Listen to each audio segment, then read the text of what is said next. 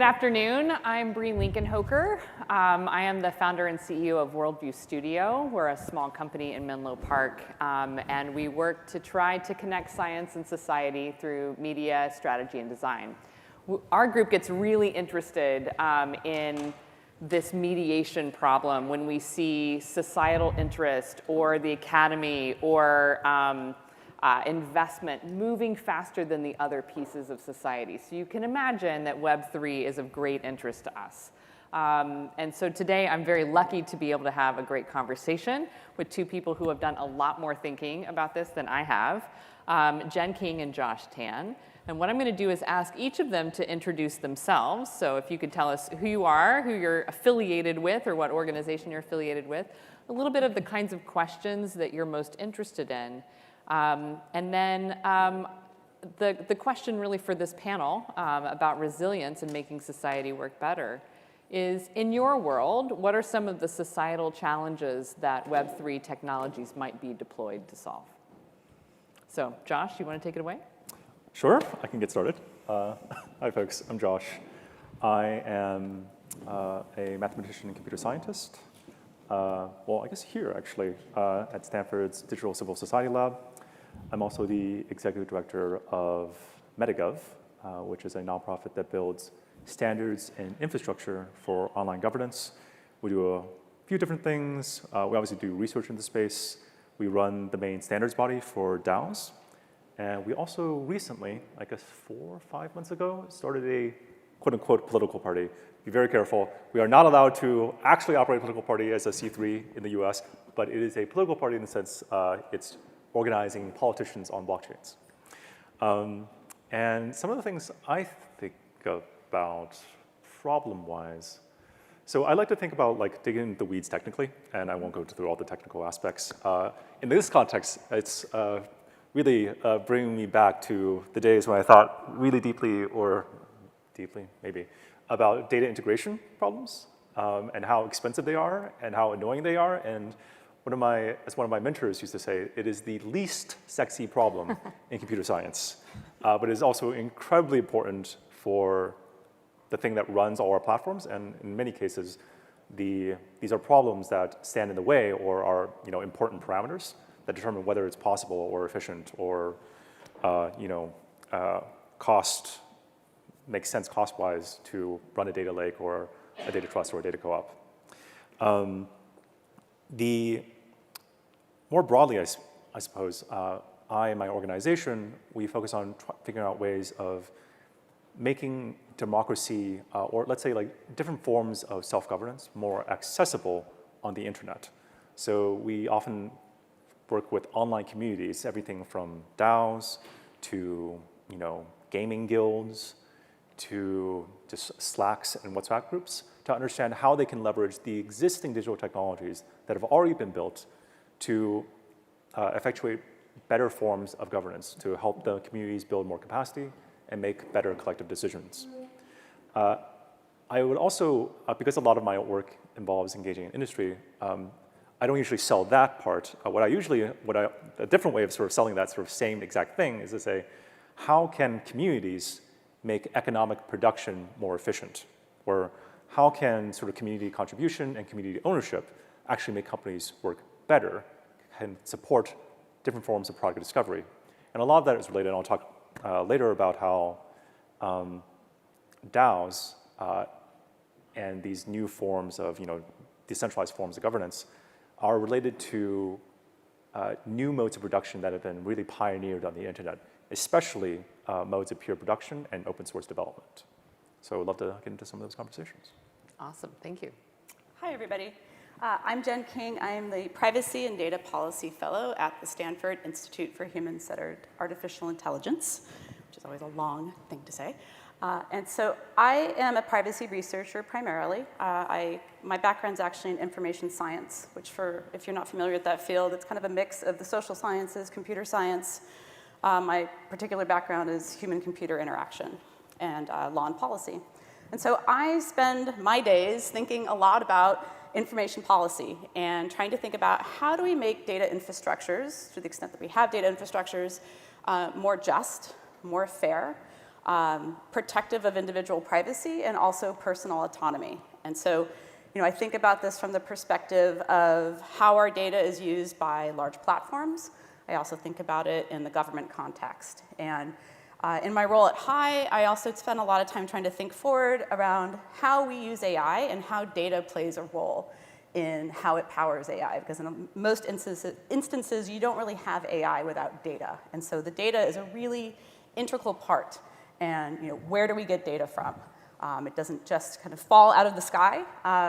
And so the existing kind of set of data infrastructures we have today, where we have primarily a lot of large platforms holding a lot of consumer data, ends up privileging those actors in the AI space. And so I try to think about both how we can open up that world so that individuals could actually exert more control over their data, how they may actually get some direct potential financial and other benefit from holding that data, and also how we open up that data ecosystem so that other companies potentially have more space to innovate. Because data acquisition, I think, is a really important part of this whole story. And if you're a startup and your only option to acquire data is to either have to pay to do so, often I think in ways that raise questions around ethics and sustainability, but also you may also just scrape data, which I would argue in some ways doesn't benefit a lot of the individuals who don't understand their data is being scraped and included in these large-scale data sets. There's a lot of kind of negative incentives right now, I think, that facilitate a taking of data rather than kind of a building of a data ecosystem. And so, for example, one of the things we've worked on at HI this last year is a proposal for the National Research Cloud, which is a very kind of large-scale proposal for the federal government here in the US to support. But one of the big pieces of that is how do we open up public data for AI? And how do we do so in a way that, again, protects privacy and really opens up the data playing field so that other actors besides big platforms can really have access to high-quality data? And so those are the issues I look across in my work broadly. That's great. Thank you. So you and I, when we were preparing for this panel, we were talking about data monopolies and avoiding data monopolies. Can you connect the dots for us a little bit about just how that helps us get to more resilient systems? Well, I mean, today we have a set of very large platforms that, at least in the consumer data space, really dominate, beyond kind of everybody else. And by holding so much data, they have a particular power to, I think, kind of lock other actors out of innovation. And so, interestingly, we're even at a point where, in a lot of cases, private companies hold so much more data than the US government does, for example, on individual citizens, that we see the federal government actually paying private companies in order to work their way around the Privacy Act. We actually have a very strong federal level privacy protections in the US. It's the Privacy Act of 1974. We see agencies trying to work their way around that by acquiring mostly location data, is where we've seen this happening, from private actors. And so we have a world where the federal government, in many ways, doesn't have kind of access to, not that I would advocate them getting access to location data, but I think it's just an example of how we have a government that is in some ways kind of data starved for the same resources that we see private companies having. And at the same time, again, we see these large platforms have incredible access to data, and it ends up squeezing out a lot of other players. And so one of the things that we've looked at with the National Research Cloud project, that's a very specific context, but it raised the question of, what would it look like if we actually funded kind of public data development or public data sets? So that's one piece of this. That's something that we can consider actual governments doing directly. Another is trying to think through this world of what I broadly call data intermediaries. I don't know if this actually came up in the first panel, because I know Sandy is also very interested in this idea. But this comes in a lot of different flavors: data trusts, data commons, data cooperatives. I usually use the word data intermediaries. But that is a space that I think holds particular promise in the consumer sector,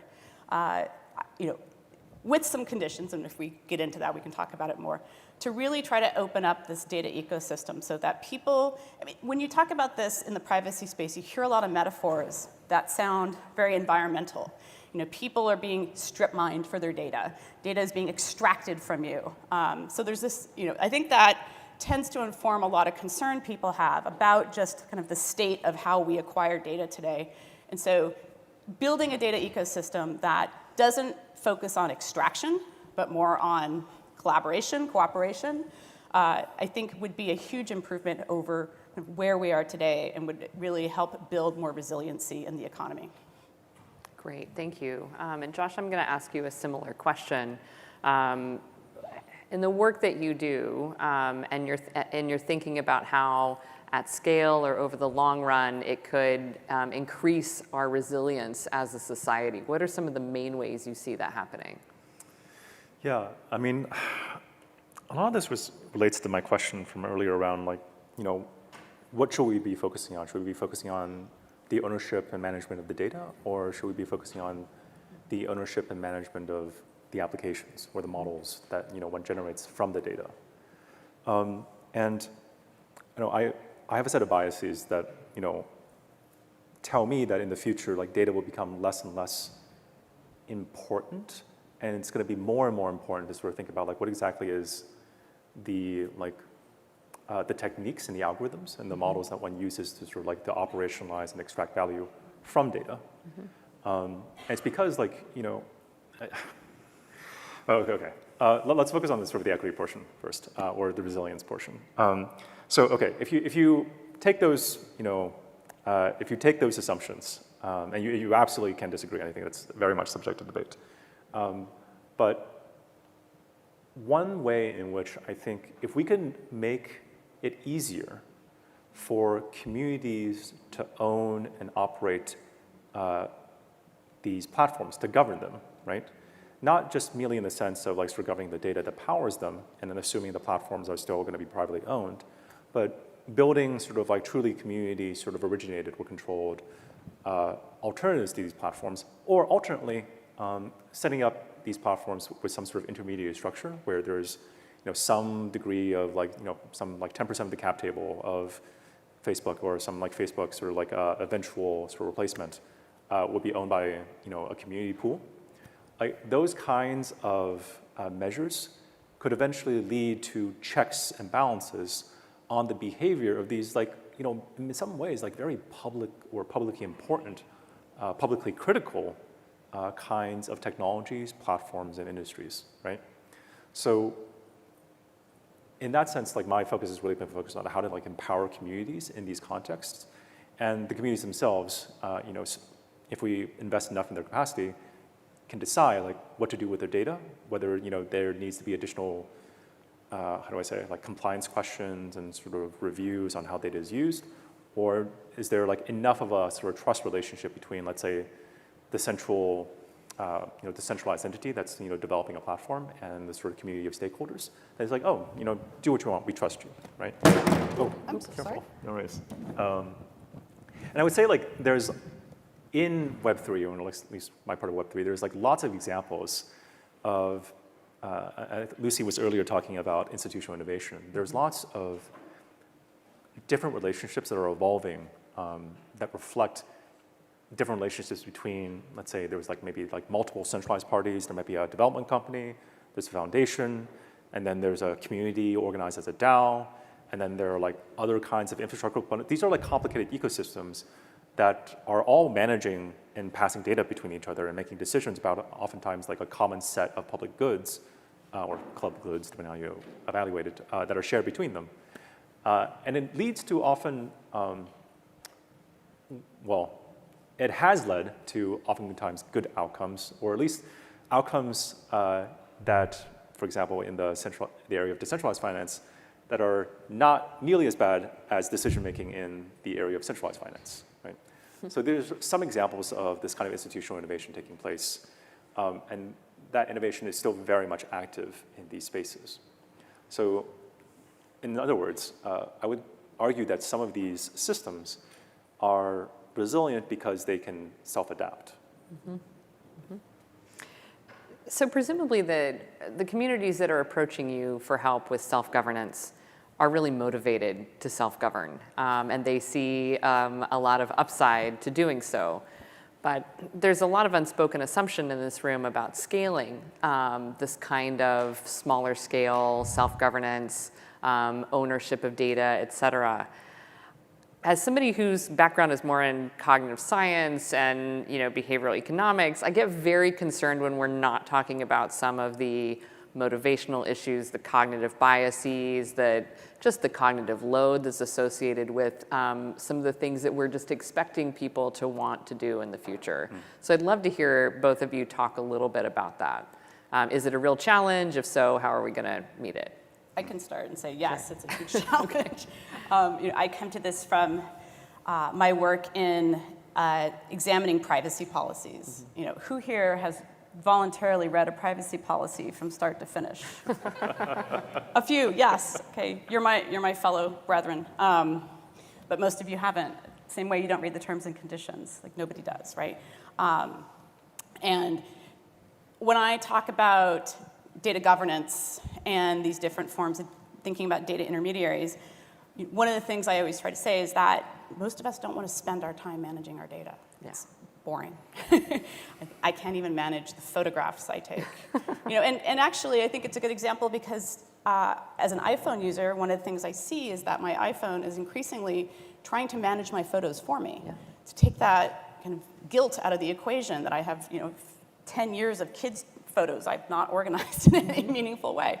And so, yes, it's a huge piece of it. And I think it's important to point too, because when I think about the world of data intermediaries, I don't believe that there is a single solution, meaning like, if you are a consumer and you're thinking through kind of who's going to manage my data for me, I don't see a way right now where that is a single solution or a single answer.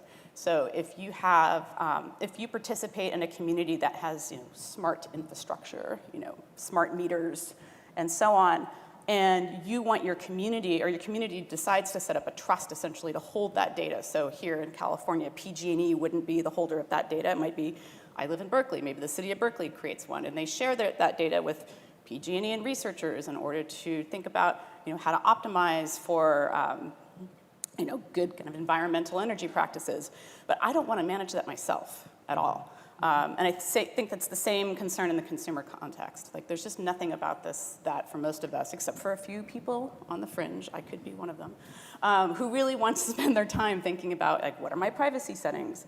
And so in work I actually did a couple years ago with the World Economic Forum, and Sheila Warren, who's here in the audience when she was at the WEF, we put together a white paper on consent. And one of the pieces of work that came out of that was just trying to think through these issues of how do we delegate this decision-making authority to a software layer, essentially. I know lots of people in this space probably love the term smart contracts, so I think that's kind of a similar notion.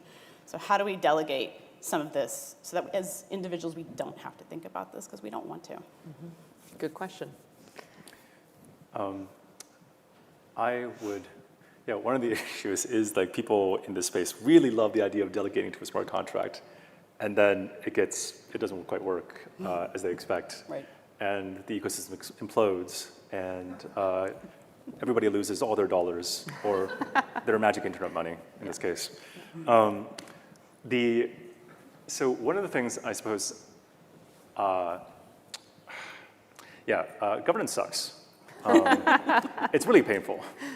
As you can imagine, I do a lot of governance and I try to avoid it. Because it's a painful bureaucratic procedure in a lot of cases, and people don't have the time to do it. And it's actually truly stunning. Like we host these regular roundtables with industry providers of essentially governance services or governance tooling, like people like Snapshot and Tally and DAO frameworks like Gnosis and Aragon. And the continuing refrain is they're all surprised by how little engagement there truly is. They try to design systems that says, just a little bit of engagement, just a little bit of engagement, and we can make this work. And they still don't get that. Yeah. Because people are not incentivized to participate. And it's not because these guys aren't, they're all incredibly smart, they're talented, they're taking the right kinds of risks and making the system better, and I love what they're doing, but there's limited resources that you can work with in these cases. So how do you address that? And one of the experiments we're trying, so calling quote-unquote political party, not a political party once again, IRS if you're paying attention, it is trying to emphasize more questions around like values, around having people sort of say, oh, these things are important not because I'm going to make money from them, and I'm thinking about these things like from an economically rational basis, but because like values-wise, I think this is important, that we should be voting this. I think this is fair, this is about equity. And people in these Web3 communities are very sensitive to these questions. A lot of them participate because they are, quote unquote, true believers in questions around decentralization. And that still motivates a really surprising amount of the development in this space, right? It's not just like how much money I can make as fast as possible. It's really, what are the values behind some of these technologies in these communities? And on top of that, really trying to emphasize, like, there are certain quality of life sort of things that we kind of take for granted in existing systems that Web3 just doesn't currently have. That's basically because they're just like, a lot of them are technologists. They're not necessarily engaged with things like, what does the political party actually do if you think about like the mechanics? And it was like, this kind of surprised me in a lot of ways when I was like looking into this, but it's like they make life easier, supposedly, for candidates, right? They have all this infrastructure set up for you to be kind of a politician to participate in this space. They make delegated voting, effectively our current system of democracy, work, right? So these are kinds of institutional innovations that are happening in the space that could be fostered more. For example, we just run like the first, essentially like delegated jury for one of these chains. Funny enough, our proposal was rejected, or the recommendation was, anyways, I'm not going to do this. But anyways, so there's all sorts of tests of governance happening like on literally like a daily and weekly basis. And people are trying to figure out answers, and they're making, I think, things better at least on the margins. Thank you. I know that you are working on a number of specific projects in this space, and I wanted to hear about some of the more specific examples that the two of you are looking at and thinking about, especially over the long run. So in the beginning of the day, Sandy asked us to not focus too much on the events of the week, but really look out 15 or 20 years and imagine what could be down the road. And so, as you all are thinking about your projects that you're working on now, or where if we get certain things right, Web3 could really make a difference to our societal resilience down the road, what are some of the ways you see that playing out? Either near-term examples or just even kind of pie in the sky, but could actually be. I'll start. And so I don't usually think about my work specifically in a Web3 context, so I'll push against maybe some of the assumptions in that space a little bit. Especially when I look at the people who are talking about Web3 and privacy in the same sentence. I see a vision of privacy that doesn't kind of map to how I think about privacy. And so, not that I have a specific project that I'm working on per se to answer your question, but just in terms of kind of the ways I've been thinking across this space, one of the terms that comes up the most often in any conversation I have around privacy is trust. It is a huge, huge issue on kind of both sides of the equation, from, well, I'd say all sides, from the sense of consumers don't know who to trust. They certainly don't trust companies. Companies are often seeking to become trustworthy and often have violated consumer trust and don't know how and actually to do that. And then nobody seems to trust the government, at least in the US, so you have that issue. And so, when I look at those who are talking about privacy in Web3, I think there's this interesting tension between we want to decentralize everything, but yet we need trust. Trust is how social systems work. Whether it is through personal relationships or whether it's through assurance structures. And that's a big piece of work I did in my own dissertation work, was looking at the assurance structures that kind of create a trustworthy data ecosystem where people feel comfortable sharing their data. In the US, I think one of the reasons why we have an incredible lack of trust right now is the lack of regulation. It's been a free-for-all in the data space for the last 20 years with some very minor exceptions. Instead of somehow self-regulation kind of making the bar higher, it's brought it lower and lower and lower and lower. And so I don't know if the way that Web3 as a group talks about decentralization and trust, if that's entirely compatible, because I don't see a world where you're basically left to fend for yourself. Like you're an atomistic actor in a space, and let's say maybe you have your own, I've heard this term used, data pod. Like we actually, there's an infrastructure that supports you kind of controlling your own personal data. And then essentially you're delegating the relationships you make with websites, apps, governments, whoever it might be, to an infrastructure that negotiates on your behalf. That all sounds kind of really interesting, I think, on paper, but you still need some type of kind of trusted infrastructure there. And the way I've heard the Web3 community talk about privacy, it really seems like every person for themselves. And that just doesn't work. It certainly doesn't work in a world where globally, the stat I saw this morning, I have no idea if it's accurate, that something like 43% of the global population still has yet to go online in any kind of consistent way. We're in a world where it's extremely easy to manipulate people online. We have lots of misinformation. And so kind of decentralizing everything, I think, goes a step too far.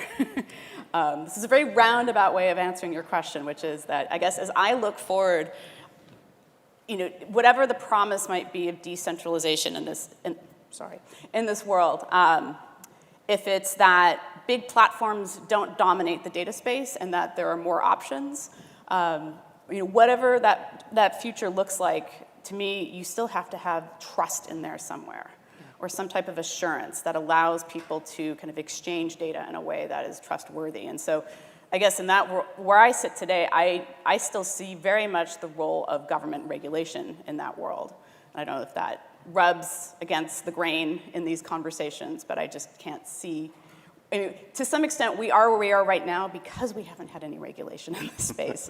And honestly, from my perch, it doesn't look good for most of us. I guess I'll respond to that directly. This is it's so interesting because that the notion of privacy that I guess you articulate doesn't match with the notion of privacy in Web3. And I think that's a very perceptive observation. I will say I haven't said what I think is privacy, but we'll get to that. Yeah. I guess from my perspective, I find it sometimes annoying, the commitment of the people I work with, like how committed they are to things like privacy and decentralization. Mm-hmm. Because I'm trying oh, come on, let's just build this data infrastructure. Let's make it, there's this joke about how nobody in Web3 cares about UX. But, we're trying to get people to think, okay, if we want people to actually adopt this thing, we need to make this thing, ideally it should be mutable, but they say, no, you have to use IPFS, can't be mutable. And you just basically you need to use this technology that is a little bit more decentralized and more private. And it's to some degree surprising to me, how certain sections of the community are really deeply committed to these kinds of principles in an annoying way. I love them for it. I love you guys. On the compliance question, I think, it's a really sensitive topic, right? I absolutely agree. There's lots of shitty things happening in the space because it's underregulated. And in a lot of ways, people in the industry do desire, regulation of some sort, just often in the form of clarity. Mm-hmm. One of the things, I'll just mention this very briefly, that I would love to kind of explore coming out of this week's events is, trying to figure out what do these compliance flows look like, especially when we're talking about a DAO interacting with the SEC or the CFTC or these kinds of regulatory bodies.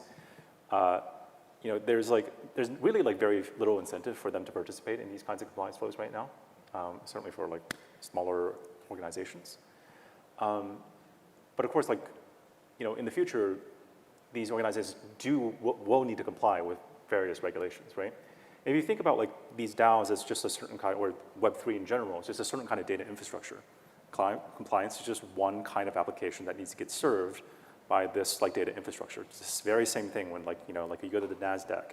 There's a data infrastructure underlying it. It's powering a bunch of different applications, everything from obviously the numbers you see that get piped to MSNBC to the actual sort of the data reports that get sent to the federal regulators, right? These are all applications built on the same data infrastructure. And right now, the data infrastructure of Web3 is not built for compliance. That's pretty clear. What can we do technologically as engineers to upgrade that infrastructure so it is easier to comply? I think that's honestly just like a wide open field. Nobody's really thinking about this right now.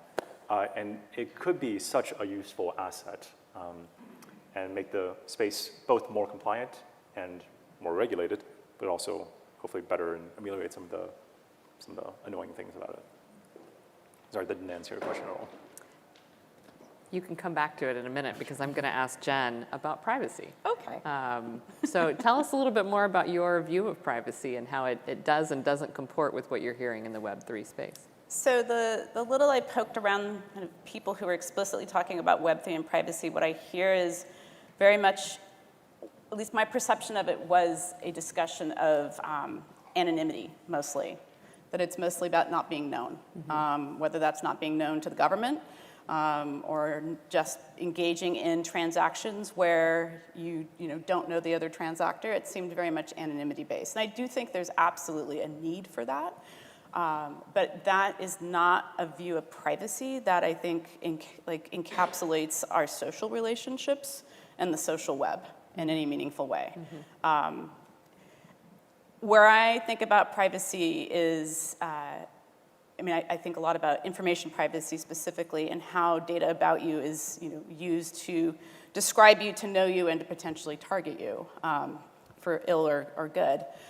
And in my view of privacy is more autonomy focused, in that your data should not be used to interfere with your autonomy. And of course, we are seeing this right now, right in front of us in the US, post-Dobbs, for women in particular, and being faced with the fact that the data that we've willingly aggregated and participated in collecting about ourselves to track our bodily functions is suddenly of great interest to law enforcement, and is generally not protected other than through judicial process or due process.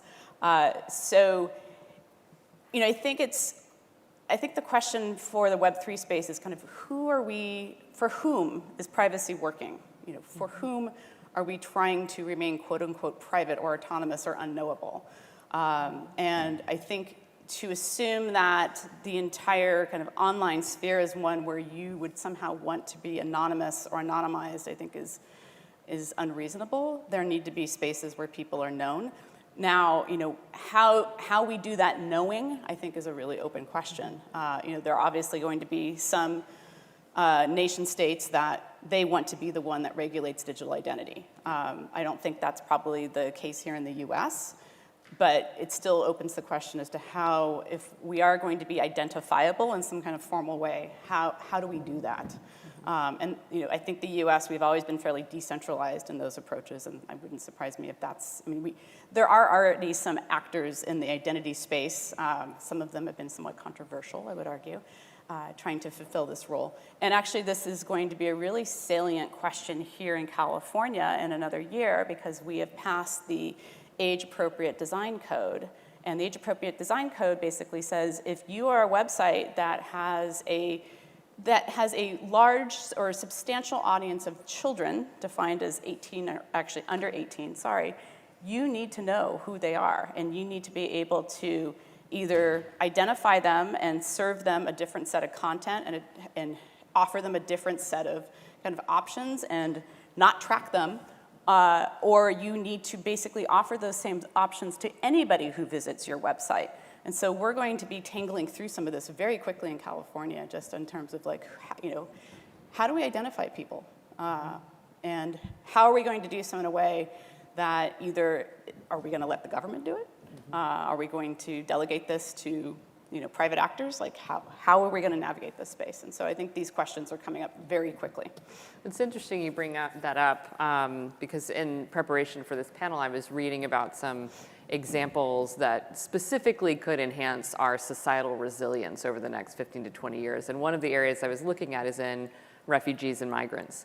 So we could have more than 1 billion new refugees by 2050 and in many cases, refugees are desperate for identity protection, right? To be able to port an identity from, a very rapid exit from a dangerous situation with a lot of trauma and be able to access that identity and restart in a new place. That's very different than, that touches much more on the autonomy than the anonymity. And I'm just wondering, does that example trigger other ideas for either of you, just from a, stepping out of like a Silicon Valley perspective and imagining these technologies being used by people who have very different concerns than we might right here? Yeah, I mean, I would argue that the very US-centric vision of identity, it makes me think of my grandfather who ran away from home when he was 15 and reinvented himself with a new name and a new life. Wow. And that, we can't do that No. today. But that was very much the prevailing ethos, I think, of the West in the US for 150 years. The idea that you just picked up stakes and, America was that country. And so, I think that is a real risk when we look outside of our borders, that we keep porting that idea of identity globally when I don't think that serves everybody. At the same time, I think we need to be very concerned about authoritarian regimes and how they use that knowledge. We already see that right now with China and their campaign against the Uyghurs. And so, there's tensions on all sides. I think there are other people who can speak better about I'd say the advantages of anonymity and pseudonymity and that particular framework for privacy. There are, of course, advantages, both in these migratory contexts and communities within authoritarian countries. I guess the way I kind of think about these questions, and maybe this is possibly technically naive, but I focus on the decomposition of these systems. To what degree, there are, of course, various different forms of identity that you can adopt. You can adopt a certain kind of identity for KYC, for registering with a financial or a healthcare provider. You can have a certain identity for work purposes. You have your LinkedIn identity or your CV type identity, your professional identity. You can have these social proof type self-sovereign forms of identity. There's lots of different protocols that kind of enact this. And there's recently been some kerfuffle in that space, which I find really interesting. But these are one layer of the pie of this stack of different technologies that is Web3. And you can kind of change that stack in and out. And what comes out of it are different systems and different organizations that have basically you go into those things with different expectations. The trick that's something that we have to learn to navigate, and that I think in many ways we are familiar with navigating in the sense that we all maintain different identities in different circumstances, right? The trick is how do I make the code recognize that? This multi sort of dimensional identity systems, or meta identity systems, effectively. And how do I get them to interoperate in ways that doesn't just have everybody hop onto Okta or something, right? Because that would be probably the worst case scenario where one company just owns all the identity information. That is very much a hard question, how to build interoperability in that space. I tend to think that if you standardize different parts of the stack, you can have more leverage to, not quite standardize, but build interoperability with different identity solutions and have people more aware of the differences between these solutions. But it's a tricky question, for sure. Well, I'm wondering if you all can help us collectively kind of expand our imagination a little bit as we look 15, 20, 25 years into the future, which might be tough given how fast some of these technologies are moving. But we've heard about the potential of Web3 and what it's built on to improve issues around, to some extent, privacy, trust, local control, accurate resource distribution. If you can imagine us getting over the hump on some of these big issues, can you paint a picture for us a little bit of how some of these technologies could really change day-to-day life or the activities that all of us engage in a really positive way? Okay, I guess I'm I can go. Vaguely optimistic, so I can try to get that started. So affecting, okay, I guess like typically when you ask me, like people will ask me the question, what can Web3 do for you, or what can DAOs do for you? Like I say, let's be cautious here. Yeah. There's a lot to be skeptical about. Currently, I would not recommend anybody start a DAO if they're like doing any kind of non-crypto kind of company, right? If they're starting like a non-crypto startup, probably don't need a DAO for this because there's a lot of additional complication. You need to start doing like community management if you run it in a certain way. It's not, like technology is not there yet for those kind of applications. If we're being hyper-speculative, I think there's lots of different ways. I mean, okay, we can take a step back, I think.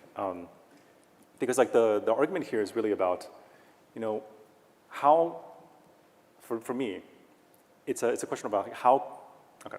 We were talking like, I think Sandy was talking earlier about like modes of production, right? And I think the fundamental contribution that I find super interesting in this space is the idea that there could be a fundamentally new mode of production arising out of these new technologies and these essentially evolution of the internet, right? And it really, like, the point I want to make is, and I think I made a little bit hinted this earlier, is that there are really deep connections between, let's call these like these Web3 and DAO platforms, and so the past 20 years of open source development, or sort of more broadly the category would be peer production. We can all agree, I think, that like open source is a fundamentally new mode of production that didn't really exist prior to like 20 years back, or at least certainly not at that scale, at the scale that it's appeared now in the economy.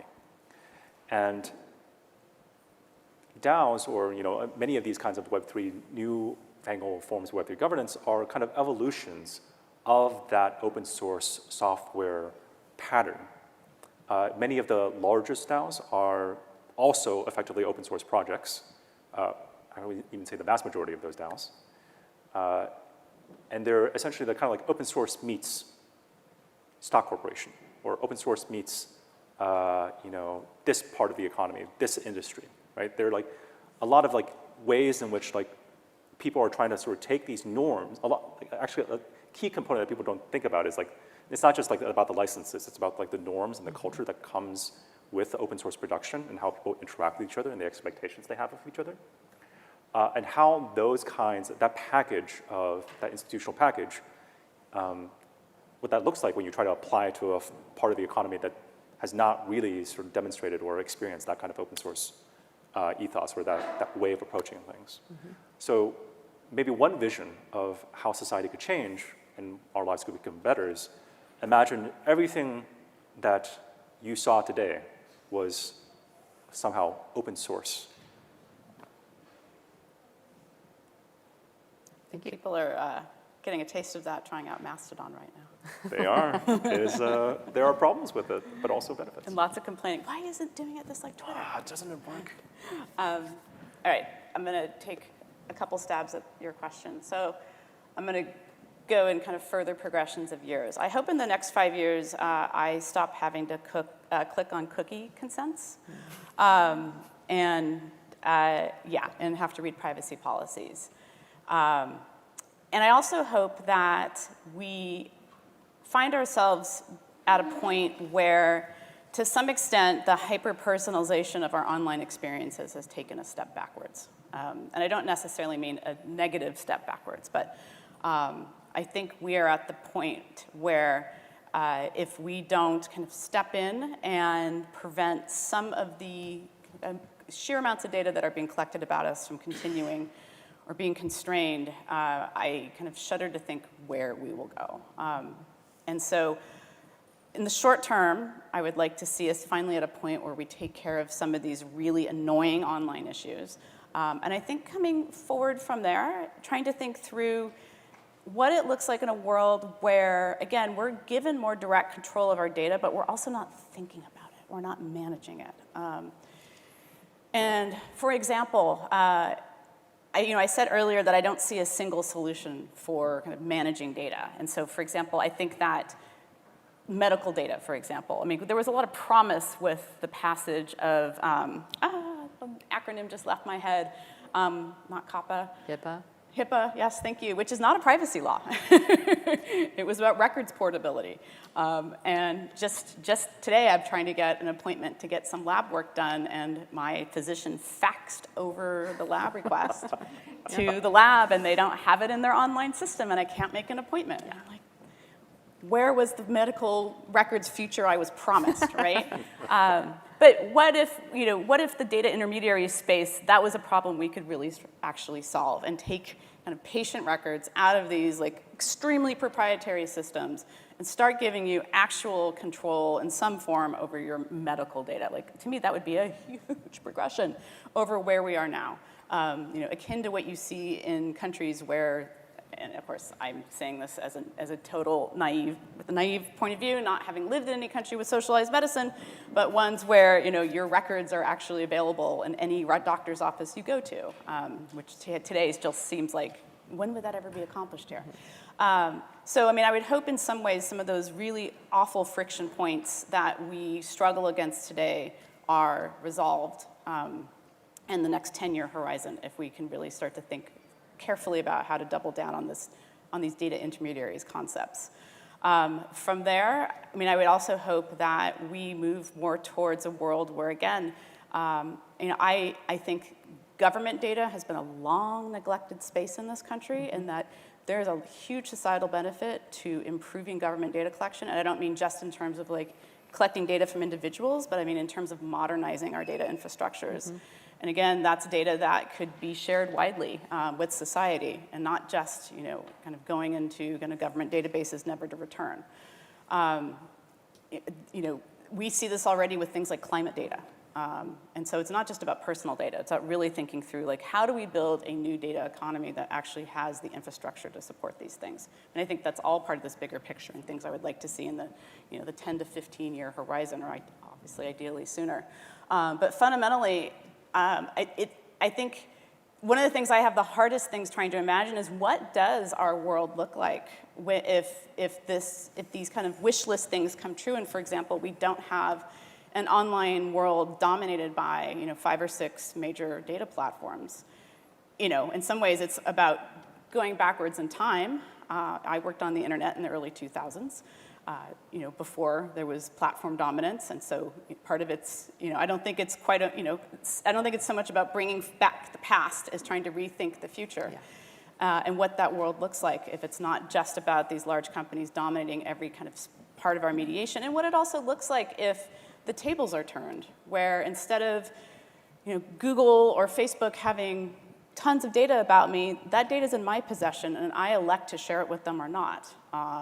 Also, in some cases, what does it look like if I actually get paid? I think that can be a controversial topic, and it's not one where I advocate the selling of data. To be clear, that comes up a lot in these conversations where people think it's about data ownership and selling data, and I would say actually it's a much more unsexy term. It's about data licensing, because you don't want to sell your data, ideally. But what does it look like when, in an economy that's remade where it's not so much that, again, we're being mined, but we potentially, the benefits we accrue aren't just about the access to free services. And again, there's a lot of controversy about those topics, because at the end of the day, when you try to talk about how much is any individual's data worth, it becomes ridiculous. It's like, oh, I'm worth 5 cents. But again, for me, it's kind of hard to imagine what the nuts and bolts of those scenarios look like, but those are the changes I would hope to see as we look forward. And ideally, we kind of get out of I guess we're in a bit of a bind today in terms of the platform dominance, and but the solution to me is not just deplatforming the platforms, I guess, right. If you want to coin that phrase. It's looking at a lot of different solutions that open up kind of data more broadly. This problem of kind of seeing where the future might go, and then thinking about, well, how will people react? How will people be incentivized in different ways, right? What will be the narratives they will bring to the table? I find that very challenging. And so I love talking to both of you about kind of the way you're thinking about how people will what the narrative will look like in the future, and even just pulling out things like autonomy and anonymity being 2 different ways of thinking about privacy is very helpful. I would hope that most people don't notice it, honestly. That's interesting. I mean, really, I mean, again, I'll go back to my earlier point. Like, we don't want to spend our time managing our data. I mean, to me, I hope most of this is, I mean, there's been in the HCI world for years, the promises of the invisible infrastructure, the doors that you'll just magically walk through and, will know what you want for lunch. I mean, all of that kind of jazz. In some ways, while I'm much a skeptic of that world, I would like to be in a world where I don't have to think about this stuff. Like just logging into my password manager and managing 150 plus passwords is like, I don't want to do it. Yeah. So in some ways, I hope for a lot of us, this is invisible. It's infrastructure, we don't actually think about it. I want to come back to something that you raised earlier about people who are not on the internet right now and people who are not taking part in this, I'm giving my data, somebody else is tracking it and making money off of it, and I'm not. I mean, that applies to everybody in this room, but there are many, many millions of people in the world to whom that doesn't apply. And when we think about societal resilience, we have to be thinking about those folks as well, right? I came across a really interesting example of an organization called Reseed, which is, let's see if I can get this right, basically trying to create carbon assets that directly compensate farmers. So they have an opt-in platform that farmers can opt into, take some images of what they're doing, what the land looks like, what their practices are, get those confirmed by satellite, and then essentially monetize their carbon protection behaviors. And then, of course, bring those carbon protection behaviors into a market that other people can buy into as part of a voluntary carbon market.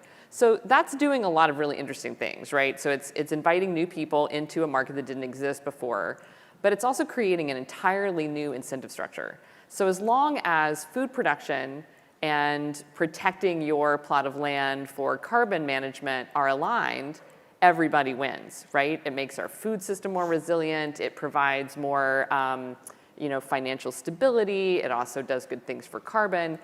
When those incentive systems start to misalign, that's when it becomes really hard to predict what's going to happen. How are people going to behave? How are they going to react? So, I mean, how do you all deal with questions like this of anticipating where the incentives are going to go and how people are going to shape their own narratives when you're thinking about the future of these systems? I have a good anti-example. Great. Which is 23andMe. I don't know if there are any 23andMe users in the room. I'm one. Yeah. For privacy reasons, I don't use 23andMe. But in some ways, I think they have a brilliant business model because it combines narcissism with public altruism. It is a fabulous coupling, and they scare me to death, just to be clear. But the narcissism, I get to learn all this weird stuff about myself. Do I sneeze? I mean, I already know this. If I look at a bright light, I sneeze. I didn't need 23andMe to tell me that. But anyway, there's other stuff, right? So the narcissism point is great. And then they have the research component, which is opt-in. I'm a critic of it because I think that they highlight the things like, oh, we have a partnership with Stanford Medicine. Like, isn't that fabulous? You get to donate your data to help, solve medical problems. You're also, donating it to GlaxoSmithKline, but that's a different story. And will you ever get any benefits from those drugs? Hard to say. I'm sure you'll get charged for them when they develop them off your DNA.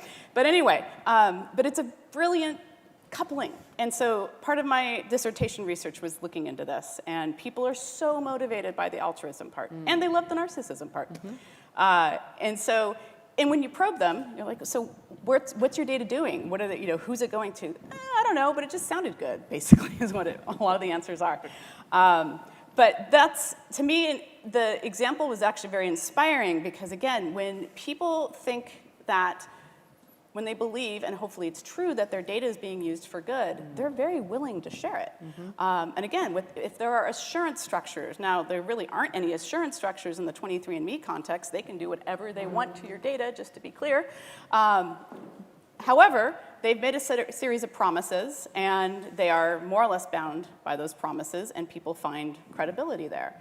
And so they're willing to do it. And they're also motivated by the partnerships with the Stanfords and UCSFs and other partners. And so that's where I think, again, thinking about these kind of public benefit examples of what we can do with data, I think people are very willing to participate. I'm willing to participate, again, if it's if I know my data is being used for good, and I know there are kind of assurances, there are checks to make sure that it will be used fairly and for the benefit that it's being promised. And that's where I think where we might have, again, some of the early successes with thinking through data intermediaries, like I mentioned earlier, health. The health space is, again, another good example in that if you were given the choice to share your data for research purposes, in a way that was easy and more or less guaranteed that's what it was being used for, and you had the ability to yank it back if you didn't agree, I think most of us would probably end up doing that because we see the social benefit of doing it. Thank you. So, tokens. Yeah. When we talk about incentives in Web3, a lot of people often just go, oh, tokens. Right. And there's lots of things to say about tokens. How they lead to kind of unfortunate financialization of the space, how they create all sorts of securitization issues, how they are not the magic bullet that people think they are, because people often define tokens to scale up a project, and so they can make money effectively through a liquidity event, and then they don't set up the project for future success. Tokens are actually relatively not super popular right now in Web3. Okay, this is caveats with that, as with any segment. But I would also say there are tokens.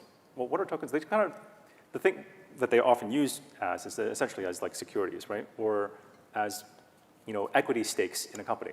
As we know, for the past 1,000 or 500 years, that is an incredibly powerful incentive alignment vehicle, right? Is the thing that powers things like Silicon Valley, and powers things, well, I mean, you can ask yourself, what is the benefit of these things? But clearly, they are engines of economic production. One of the things I've recently been thinking about, and this kind of ties back to stuff that Lucy was talking about earlier around nonprofit management and philanthropy, is these are powerful systems for incentive alignment. And they're typically not accessible to nonprofits. And it's something that annoys me to no end because I run a nonprofit. And it's I have difficulties and relative difficulty in hiring compared to a for-profit company for various reasons. But one of these things is you don't have these incentive tools. Understanding that tokens and these kinds of things are not magic bullets, it's interesting to think there are all sorts of different kind of things you can do when you can start using these tools. You can do things like token swaps. What that effectively companies exchange each other's tokens, and then these protocols are aligned. It's a way of establishing a kind of formal alliance. And I think, oh, wouldn't that be kind of nice if I could do that with a nonprofit that I care about, in which our activities are synergized, and that we can set that up to effectively make that sort of concrete. I've literally been told by multiple people, oh, if you had a token, we'd love to do a token swap with you, right? Sounds like an assurance structure. It's a little bit. So there's different ways of sort of thinking about this, and it's unfortunate that tokens in the parlance of Web3 have come to be so closely associated with this securitization angle, because there's lots of different ways of using effectively just little pieces of data that people have a way of thinking about. Oh, this is about this is some sort of incentive for me to participate or to continue participating. I think there is, just the last sort of thing I would say about that is that there are, I'm not a game theorist, but I guess I play the game theorist sometimes because my part of computer science does some of that stuff. And there's lots of questions around how to design scalable systems for incentives, because these ecosystems are already incredibly complicated. They're going to get more complicated. And you kind of you want to think about how do we design composable systems of essentially that align incentives across multiple organizations and protocols and different activities. And it's a really complicated thing. It's actually, my first experience of this was thinking about virtual world design within video games. From the earliest video games, there were all these different categories of players with very different incentives. Some people really loved making other people cry. And some people just wanted to sit and chat. And there are very different structured incentives, and these all need to get satisfied by these virtual worlds. And there's a whole design aesthetic that emerged to sort of think about these kinds of questions. And I would say there are emerging tools coming out of both Econ and CS for for managing and studying and sort of composing these kinds of incentive structures. I think the jury is still out on whether those things are truly going to be effective, but I think they are a step in the right direction. I do have to say the idea of incentives designed by econ and CS without UX or psychology is kind of terrifying. But you mentioned this earlier, I think, about, yeah. Well, thank you very much. I want to open it up to some questions from the audience. So please, if you have questions, come to the microphone and ask away. If you can be loud enough, great, but you may need to go back to the mic for everyone to hear you. I think I'm okay. My name is Dr. Jose Bolaños. I'm actually a Stanford medical alumni from some time ago. I'm the CEO of nimbus-t.com. You guys might want to look it up, nimbus-t.com and nimbus-t.io. One of the problems I encountered in the medical arena is you have patients with the same name, and you have identities everywhere. You have username and password everywhere. So when you have systems, the federal government, when they actually wound up mandating electronic medical records, how do you actually match the ID numbers from one to another? It's kind of a mess. And it's only about 85% accuracy in connecting your information. And then if you get a diagnosis of AIDS into your record, it costs $18,000 and a year and a half to get it reversed. It's kind of a nightmare. So I actually created my own electronic medical record system, billing system, lab system many years ago. One of the problems we encountered was identity was a problem. The way that they're managing is really horrible. The way that we're logging into systems right now, username and passwords, it's terrible. When you think about single-factor authentication is username and password, two-factor is username and password, and then a Google 6-digit PIN that comes through a text message that isn't encrypted. Then you think about multi-factor authentication that adds a biometric, and Apple's the one that's done the greatest job on that. The problem is, it does not do a KYC verification of me. I can create an account on Google with your name and a new email, and my facial recognition links me to those accounts. We've been working on this now for 4 years, and we're members of X9.org in Washington, D.C., which is the White House-appointed group for cybersecurity for the banking industry. And we believe we're going to play a very major role in secure identity of users. We're going to give each person, we're doing a launch of B2B, where you register on download our app, and you register with a facial recognition, basically a pro picture, a non-smiling picture, a front and back of a driver's license, and we have an API to make sure that your driver's license is real and not a fake, right? And then we have AI that compares it.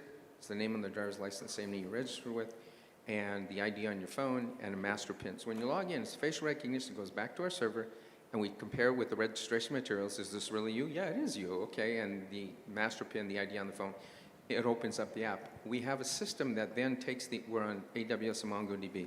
So each person has a 16-digit number, and if you encrypt that, it turns into 250 characters, too big for barcode, too big for mag stripe, but not too big for QR code.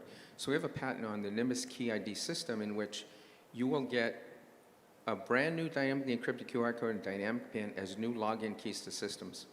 And we're in the process of launching, and we'd love to participate with anybody who wants to pilot with us and work with us on this.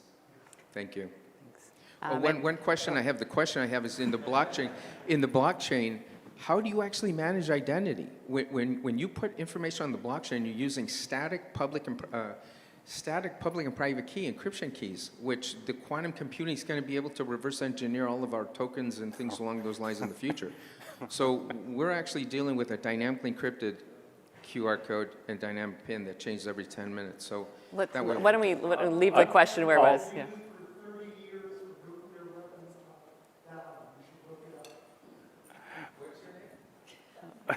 This is Sandy. Let's yeah. Okay, so I'll let you all respond. Maybe super briefly. Yeah. I love sharing this anecdote because to me it just tells you all about quantum computing. So my old supervisor, I technically belong to a quantum computing group. My old supervisor is this quantum computer scientist. And he has an office, and in that office there's a desk.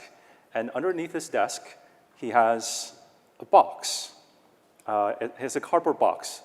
And the cardboard box, on the side of it is written in Sharpie, quantum computer. So you know quantum computers exist.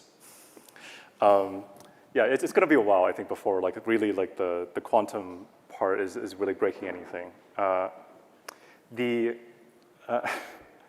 I absolutely sympathize with sort of like the question around, well, okay, so there are lots of different ways of managing identity in blockchains. I mean, within the contracts themselves, there are, obviously like sort of private fields, you can sort of like manage those kinds of identity. Obviously everybody I would talk to would say, do not put PII on a blockchain. That is a terrible idea.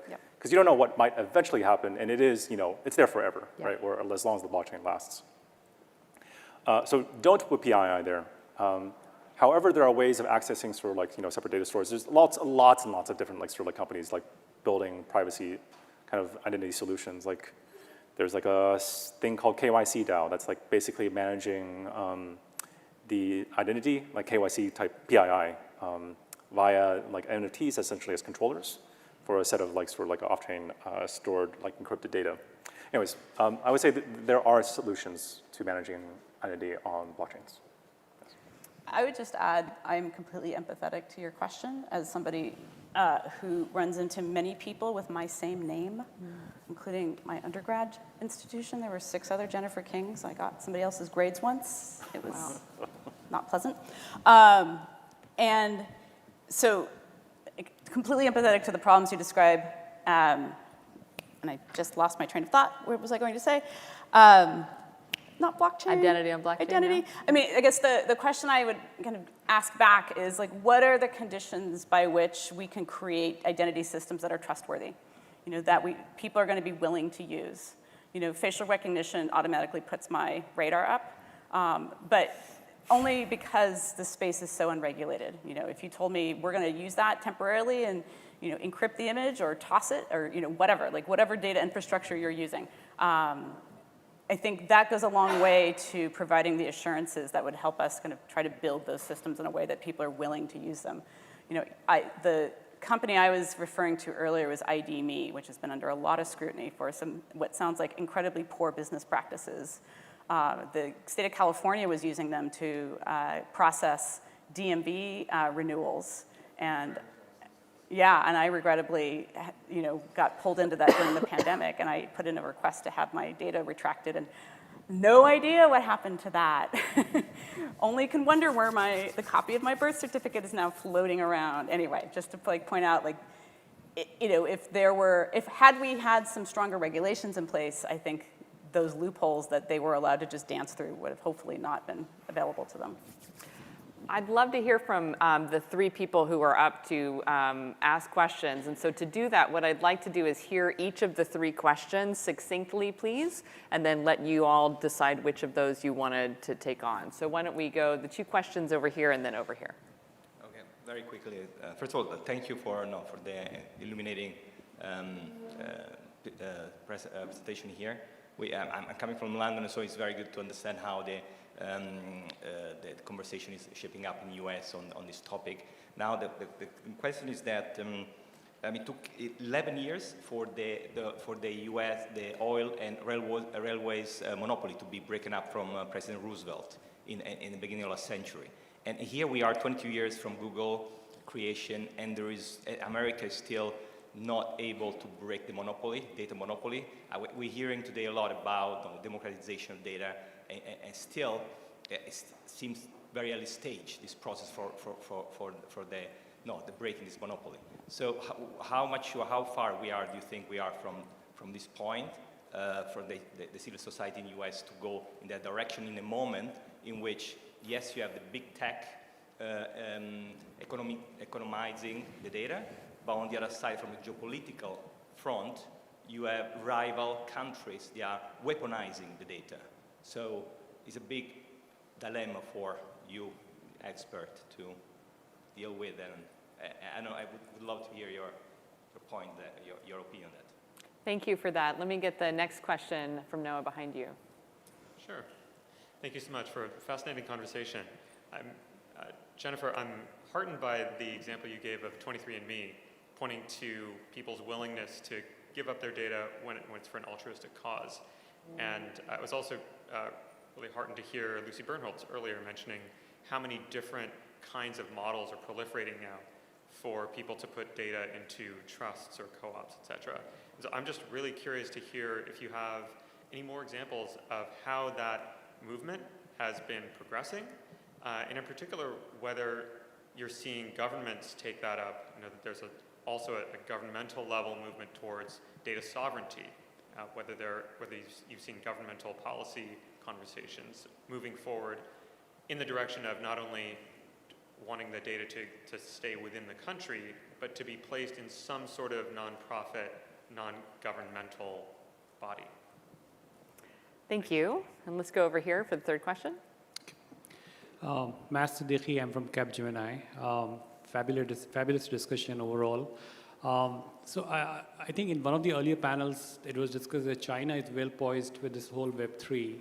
And if you look at it, they have like one blockchain, which is like a public blockchain for anybody to use. And then they have the other one, which is called as a consortium blockchain, where there's a protection of privacy, and it also offers speed and some validation. So it's almost like a tokenless economy and like a more of an industrial blockchain, right? Where one is with token, the other is without token. So just taking a leaf from their progress, is this I wanted to first of all hear your comments on this strategy, and is there something for US to replicate to increase the adoption of Web3? Okay, so just a reminder, we'll leave that question since it was just asked. The other two, how far are we from breaking up data platform monopolies? The other one was about proliferation of models, and are there examples of governments taking up data sovereignty, data trust, other interesting new data models you're hearing about? Is there a fourth question? Oh, yes, okay, quickly. Yes, there is a fourth question. Thank you. Thank you. My question would be, I'm curious to hear your thoughts on personal data monetization. So what do you think about people joining data trusts or data unions to sell their own data? Okay, that's it. So just to let you know, we only have a few minutes, but Okay, I can go pick quickly one. through Yeah. 1, 2, and 4. Okay. The first one was on monopolies, right? So, there are outstanding cases right now in the US, antitrust cases against Google, and I believe there's one proposal on Facebook. I'm not an antitrust person, so I cannot give a good informed opinion on how successful those cases might be. Only to say, though, that I think that the view of just breaking companies up without thinking about the data is, to me, misses the point of these different antitrust approaches. That if you're going to divest, if you're going to break them up, you should really be thinking about data divestiture. And to me, that would be one of the single most potential kind of kickstarts to the data intermediaries economy. Especially if the FTC, for example, I think they're actually weighing a case against Facebook if they basically went to Facebook and said, so part of our settlement, you get rid of your customer data. You put it in the hands of a third party, you don't get to hold it anymore. I think that would be an extremely radical, but potentially tremendous step towards making a real difference. And so I think that I foresee that as a potential harbinger than any kind of ecosystem we try to build and just draw consumers in. So what was the second topic was, more examples on data trusts and so on. So there are a few companies trying to work in the consumer space. I don't know how successful they have been. In particular, Tim Berners-Lee's project, Solid, is one that's working in the open source space. There's another company locally here that I've talked to, the company, who's looked into this space. But I don't know how many kind of successes we'll see at the consumer level at this stage, again, without this kickstart that I've been wondering about. I think there's more in the B2B space, quite honestly, and I was part of a World Economic Forum working group on data intermediaries. We put together a white paper, and that talks very broadly about the space for those of you who are interested in it. And I think some of the folks who participated that are people who are actually trying to run their own data intermediaries in that space. Another actor in this space is Mozilla and the Data Futures Lab. They're really trying to support kind of open source or public examples of this. But to answer the final question very quickly, I think it's a little soon probably for the consumer data space for moving data into these types of data trusts and so on. Again, without this big kind of consumer level kickstart, but hopefully there'll be options on the table. Again, may not be so much about your consumer data, but potentially it'll be different types of data, health data, utility data, IoT data. We'll see. Thank you. And last comment. Yeah, well, just super quickly, you were talking about the Mozilla. I just want to give a shout out to my friends Bobby and Megan's work on like understanding like feminist approaches to kind of privacy, as well as ways of sort of like making terms of service, like that you sign off all this data, like more interpretable and using computational tools. It's super exciting work. My answer to the first question, I'll answer one and three, I suppose. One, maybe it's because I read a lot of dystopian fiction, but I kind of wonder, like, will it ever happen? What if we go the opposite direction? What if, imagine a scenario in which, all these countries are, are effectively in an arms race on AI. They're kind of like nominating national champions. And you see, like, per country, there's like sort of like consolidation of data and sort of capacities into a single organization. And then they compete against each other at this level of nation states. And then we're, like all our data is just like effectively operated and controlled by one single entity. And there's no privacy. Hey, we actually, funnily enough, there's, okay, I'm not gonna go, I don't have enough time for this digression, it's funny though. But the, on the question of Web3 adoption, so, we're kind of in a winter mode right now. Crypto is, or Web3 generally, adoption is lowering because the main sort of proponent of adoption was essentially like rampant speculation, degen type activities, right? I think there is still ways, and I think it's really important to kind of keep onboarding like developers and builders into the space. And I think part of that is like sort of like going back to our roots around sort of this idea of decentralization and the decentralized web. There's this competition so far that's been happening between web and crypto. And I think that people need to get over that and we just say like, they're kind of related and decentralization is important and that we need to sort of emphasize this. On the sort of specific question of the Chinese model, I'm not really familiar with the model to sort of say like the values and the sort of like the benefits and the disadvantages. I would say that it is sort of common to have like, you like in these economic systems to disambiguate and decompose and sort of like keep relatively independent, like separate kinds of like currencies and functionalities. There's like the entire notion of app chains and Cosmos, for example. And this is like actually a very good practice. Like, and that's, there's like 20 years of this kind of work within like virtual currency design within like virtual worlds. Thank you. Okay, well, Thank you. let's thank our panel for wonderful talks. Thank you, guys.